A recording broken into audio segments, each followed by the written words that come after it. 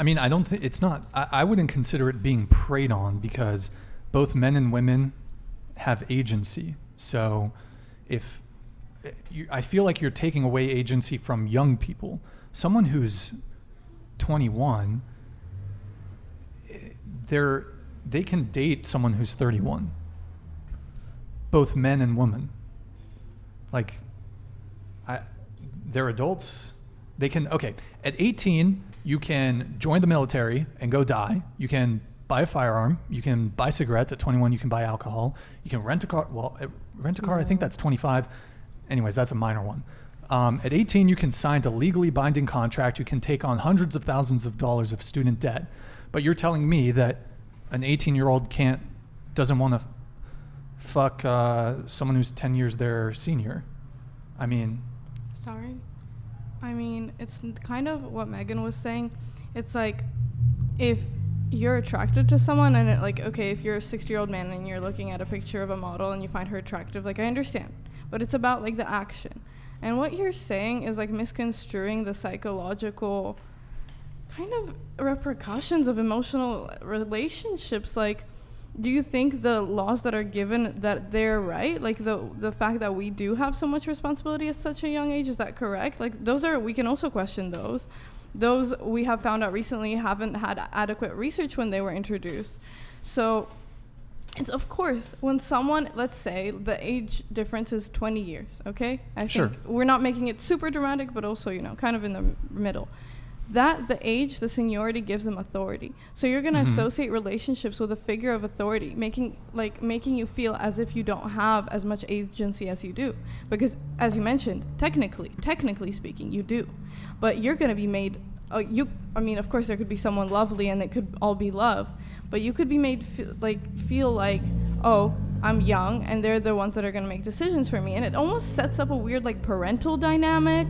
It's definitely emotionally unhealthy. And also I want to add to what you added for the evolutionary standpoint. That's definitely proven by research. Of course, men prefer women who look fertile. They prefer women who are young and have good skin, because that's literally proven, because they want women who look like they can bear children. But to say to act on that when you're a certain age, and to make someone feel as if they're little, and to feel like you're going to dominate them, not in every case, but I don't think that's acceptable. I mean, the thing is I outright reject this idea that there is necessarily a power imbalance, or that it's predatory in any way. There's cougars out there. Cool. There's guys in their 30s that want to date women at early 20s, whatever it may be. So, I think it just comes down to preferences, really. If it happens to be the case that men generally have more of a preference for young, women who are between the ages of 18 to 25, it is what it is. I think most men are not going to be, to sort of add to your point, most men are not going to actually be able to enact on that, because unless you're incredibly high status, for you to be 35, 40, dating a girl who's 20, you're going to have to be very high status, athlete, musician, something like that, or just be very financially well off. And then you're kind of getting into sugar baby, sugar daddy territory a little bit. So, I mean, it could be argued, though, that, age is but only one of many factors that could be related to a supposed power imbalance. And I kind of reject the whole power imbalance thing outside of workplace and educational settings, and perhaps medical or therapy settings. Of course, that is definitely not appropriate. But here's a scenario, okay? A 30-year-old man who is shy, who is a virgin, I've written this down, who's never had sex, versus a 21-year-old stripper who's been having sex for 3 years, who's had multiple partners and multiple relationships and multiple sugar daddies, who's been flown around the world, Dubai, who has more power and social savvy in that scenario? I wanted to add something to what you were saying. Sure. About, the power dynamic. I didn't say power dynamics coming exclusively from age. they could come from situations like this. And I was going to go off saying that in friendships, there could be friendship dynamics with someone who's simply way more well off or has way more to offer. So this is what you're saying is a perfect example of a power dynamic, just in a different scenario. So you're just saying that power dynamics exist in a different light, which is how the world works. Word. Did anyone else want to come in on this? Well, I mean, go ahead. Actually, sorry, before I have anyone else come in, Eric, were you able to find the 2 infographic charts? Oh, are you in the folder right now? So go to the podcast and then go to the infographics folder. Let me know when you're there.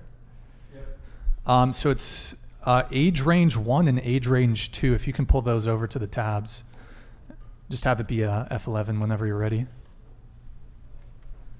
And pull up age range 1 for, we'll do age range 1 first. Whenever you're ready, Eric.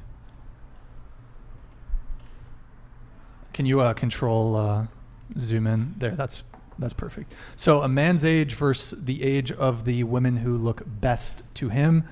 I forgot where this is from. I believe it's from a book called Dataclysm. They've done a bunch of articles on this stuff. But so from 20 all the way to 50, it stays fairly consistent there. Men are finding the peak age of women's physical attractiveness at 20. And Eric, if you can now go ahead and switch it to the next one, and you're probably gonna have to zoom in. Yeah, zoom in again. Perfect. A woman's age versus the age of the men who look best to her. So as you see, it kind of, for women, it kind of matches. As they start to get a bit older, it starts to, err a little bit towards a bit younger, but overall it's much different than the graph. Eric, if you can go ahead and just put it back to center. So it looked like you had something to say. I'll let you come in on this. Is that looked like it was shocking to you? It's not shocking. That's what's sad. It's like, I get it. Everyone has their preferences, whatever, but it's like, I don't even know. I don't know how to explain it, because I'm not trying to hone in on that one factor, but it's just because it is such a big thing in the whole world, not even just America, but in the whole world. It's something our world has dealt with, but it's something that's, not spoken about, only beginning to be spoken about now. So it's just hard for my brain, especially studying sociology and looking at these numbers. And my job is to look at stats and realize how those stats play onto our society and why this thing is. And I know men have a bigger issue with having eyes for not women, girls who are too young for them, and not so much vice versa. It just seems like a very big parallel to the fact that most women find men their age attractive, and for men, it just stop. And also, how do you know they find 20-year-olds attractive? They could just be saying that age because that's closer and it sounds better than them saying 18 or 16 all the way up until they're 50 years old. I think you're reaching here a little bit. I might be. I think totally you're reaching be, here a little bit in terms of trying to paint men as trying to date women who are not of age, girls who are not of age. It's not like I'm saying that. I don't think all men, I don't even think 50% of men think that way. That's not what I'm saying. The amount of men that would pursue a woman who's not of age is very, very low. And that's it. You could totally there think are that. Of course there are definitely predator men. Mm-hmm.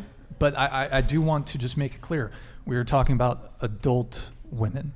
Yes. An adult that's 18 and up. Mm-hmm. Okay. Everyone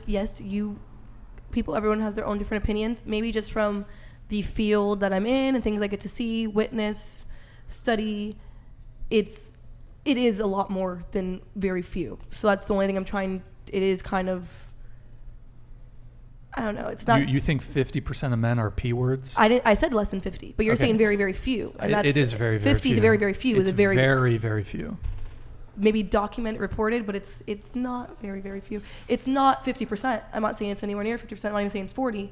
But I would say it's more than you're imagining or would like to admit or accept. I'm not saying you. I'm not saying anyone in the room. But it is a more prevalent issue in our world than most people would like to admit. I haven't looked at, I'm sure they've done some sort of studies on the prevalence of that sort of thing. I couldn't speak to it just because I haven't seen those studies. I would guess that it's 1%, maybe 2%. So just from a woman who, as me alone, when I was under the age of 18, I had Well, more than, okay, as a okay. girl, as not a woman, when I was under 18, if I came into contact with how many men I came into contact with that were over that age, well over that age, it's just me as being one person, the percent has to be a lot higher than one. And I don't know if any of these women can agree, but from personal experience, I'm not saying it's the people around you necessarily, doesn't know that, but like, it's not doing it justice to say 1%. Fair enough.